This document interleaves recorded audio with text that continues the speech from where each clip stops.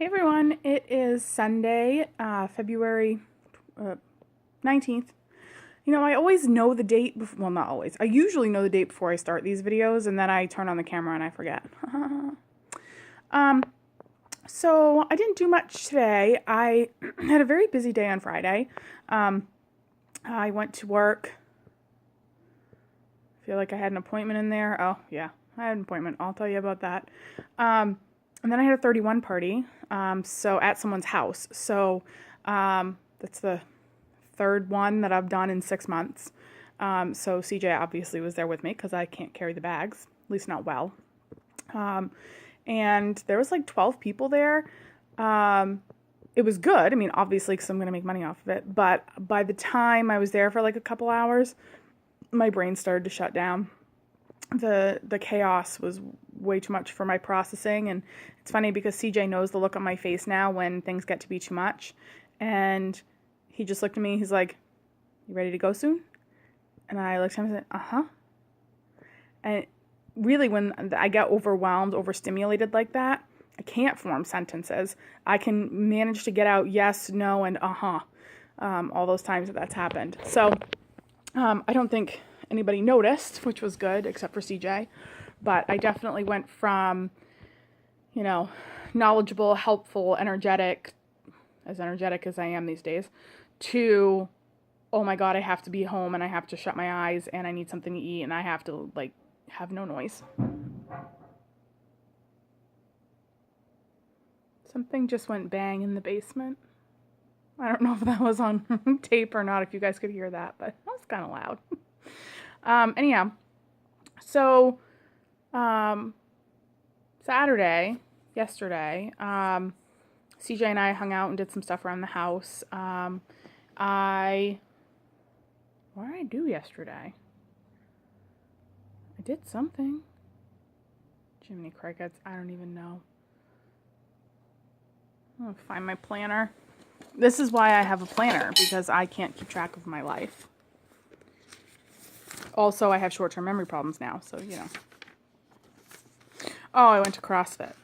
Because last week was Valentine's Day week, and one big snowstorm and one fake you out snowstorm. So it was kind of weird. I had a migraine and a headache, and that just threw off all of my stuff. I don't know. It was just weird. So yeah, I went to CrossFit Saturday morning, which after I was exhausted from Friday night, I didn't want to go, but I did because I didn't go Friday and I didn't go Monday, and that means I only did one physical therapy appointments that week. So I went on Saturday. I kind of cut back on a few things because I physically couldn't do it. And I've pretty much been taking it easy the past couple of days. I feel like it takes me so much longer to recover from a busy day, from being overstimulated. I got hair problems today. It's not like, oh, I'm exhausted Friday night and I sleep an extra hour Saturday and I'm good to go. No, it's Sunday and I've done a handful of things today, but otherwise that's all I could muster. But with where my stroke happened in my brain, it also affects motivation. So I'm trying to work on separating the difference between what is actually exhaustion and what type of exhaustion, and what is motivation. So I'm trying to be aware of that, but that's a struggle because this whole thing, it's a whole new understanding my body, learning about my body. It's very odd. So I had the appointment with the cardiologist, and I wore that heart monitor. I think I explained this to you guys. I don't know. I wore my heart monitor for 24 hours, and I did have a little flare-up in that time. So I met with the cardiologist, and they saw my heart rate. I was watching TV when this happened, and my heart rate was 184. For those of you that aren't familiar with heart rates, like 140 to 160 is considered the cardio range when you go to the gym.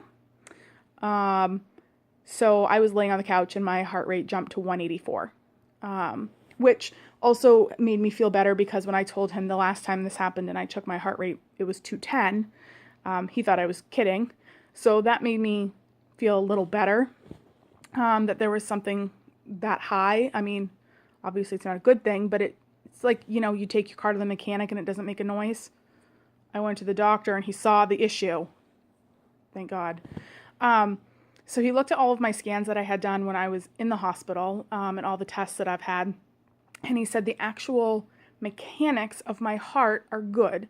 So I don't have like a valve issue, or like a hole that they can see or anything like that. So he believes that I have ventricle tachycardia.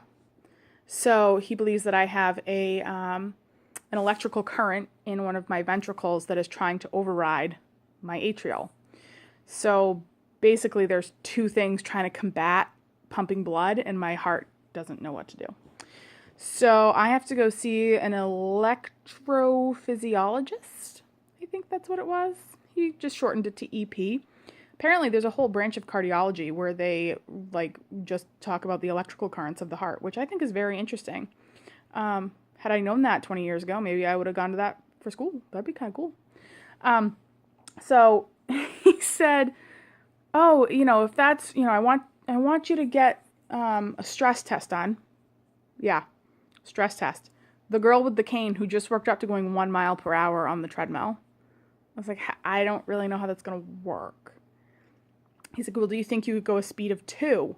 And I was like, I don't know. He's like, well, we need to get your heart rate up. I'm like, you can get my heart rate up with me going 1. Trust me. At freaking physical therapy, I'm sweating, winded. Yeah, so we can get my heart rate up. So I talked to my physical therapist. I called her to let her know what was going on. And she was like, I'm not comfortable with you going a 2. I'm just, for your safety, I'm not comfortable. So that was good that, I was able to bounce that off of her and get her opinion. But, so he said that I have to do the stress test. I have to meet with the EP.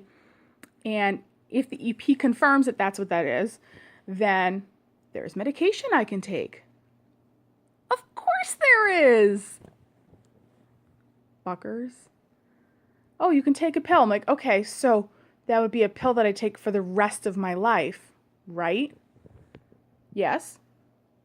Okay. So are there other options? Oh yeah, if they determine which electrical current it is, you can get an ablation. So basically they cauterize it. And they go in through your femoral artery, and it's non-invasive, and it's outpatient, and recovery is good, and it's low risk, and all these other things. I'm like, why are we talking about me taking another pill? I looked right at him and I said, I don't want to take another fucking pill. And he's like, oh, I guess I can understand that. I'm like, if this can be resolved, if there is a solution, by all means, let's fix it. And my boss made a very good point. It's not like I'm 70. I'm 34 years old. Why on earth would we just have me take medication for the rest of my life when there is a 5-hour outpatient procedure that can solve the problem? I'm getting real sick of the medical industry. Just saying. Real sick. But all of that aside, there are potential answers. So, whether or not that could have caused a stroke, who knows? I haven't tracked really until recently the days that I have those racing heartbeats. So I don't know if on the day that I had my stroke, I had that happen. I don't know.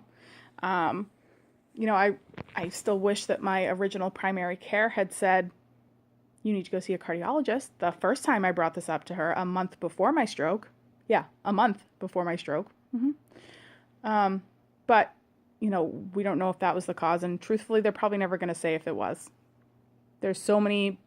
Unfortunately, there's so many potential causes.